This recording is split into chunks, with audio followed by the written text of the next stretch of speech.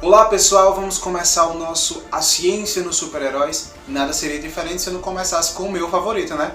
O Flash. Tô até aqui com a minha camisa pra começar legal. Vamos lá?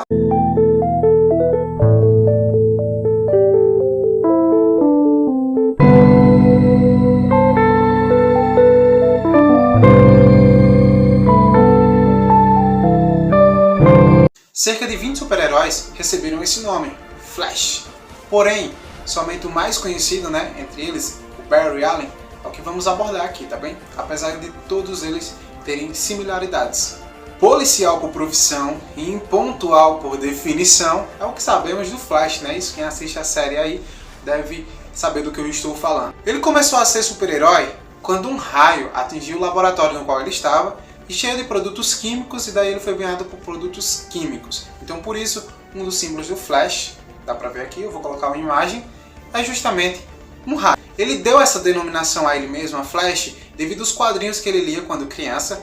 Daí vem o primeiro Flash, certo? Que é justamente o Jay Garrick. Mas onde é que está a ciência nesse super-herói? Gente, a ciência vai estar em tudo na nossa vida, certo? Mas vamos explicar aqui do Flash.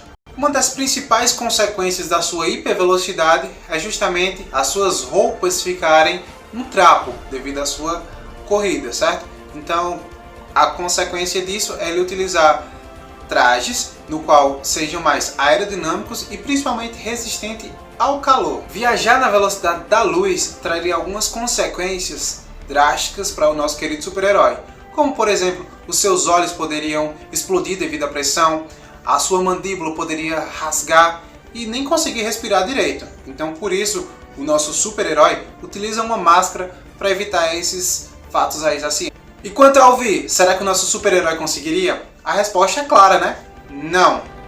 Isso está devido à velocidade do som ser bem diferente da velocidade da luz. Então ele não conseguiria ouvir enquanto estivesse correndo. E sobre ele se deslocar tão rápido, por que isso acontece? Segundo seus criadores, isso acontece porque quando ele está correndo e com a sua velocidade é criado bolhas ao redor do seu corpo e consegue enganar o atrito. Mas sabemos que isso cientificamente não é possível.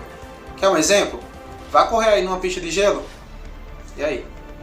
Porque o gelo terá menos atrito, então é comum você ver pessoas no gelo e escorregando. Outra coisa importante é que à medida que um corpo aumenta a sua velocidade, a sua massa também irá aumentar. Isso é possível graças a uma equação bem conhecida nossa, certo?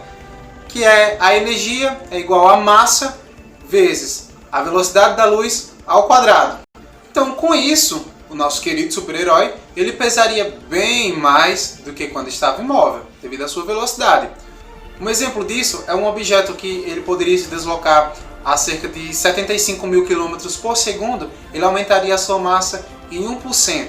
Então algo que estaria em torno da velocidade da luz, ele aumentaria a sua massa cerca de 22 vezes. No caso, o nosso querido super-herói, atingindo a sua velocidade, ele estaria pesando cerca de 1.600 quilos. Mas eu vou deixar a honra do meu querido herói intacta, certo? Então, de fato, o Flash ele poderia ser mais rápido do que qualquer um ser humano. Um ser humano ele corre 36 km por hora, claro, desde que você seja o Usain Bolt. As nossas fibras musculares, elas são faixas elásticas, no qual a sua força ela vai estar atribuída tanto na quantidade quanto na sua velocidade de contração. Um estudo na Universidade de Wyoming, nos Estados Unidos, ele revela que não atingimos o nosso potencial em relação às nossas fibras musculares. Se por acaso pudéssemos atingir o potencial de 100%, poderíamos correr a cerca de 60 km por hora. Sabemos que isso na prática é impossível. Então tudo é formado por átomo, e os átomos eles estão em movimento. Por mais estranho que pareça, a parede do seu quarto, aquela cadeira que tem lá na cozinha, ela está em movimento. Daí tudo tem um comprimento de ondas, e esse comprimento de ondas ele é variado de um objeto para outro. Então, para o Flash ele conseguir atravessar algum material, o seu comprimento de ondas ele deveria ser similar ao do que ele estaria atravessando, porque o comprimento de onda ele diminui à medida que a velocidade aumenta. Então, Para isso, o nosso super-herói ele deveria aumentar o seu comprimento de onda. E qual seria a solução? É ser justamente contraditório ao que ele faz, ser bem devagar. Um exemplo é que ele levaria mais do que a idade atual do nosso universo para atravessar uma simples árvore. Então, seria mais eficaz ele dar a volta na árvore e continuar lutando contra os crimes.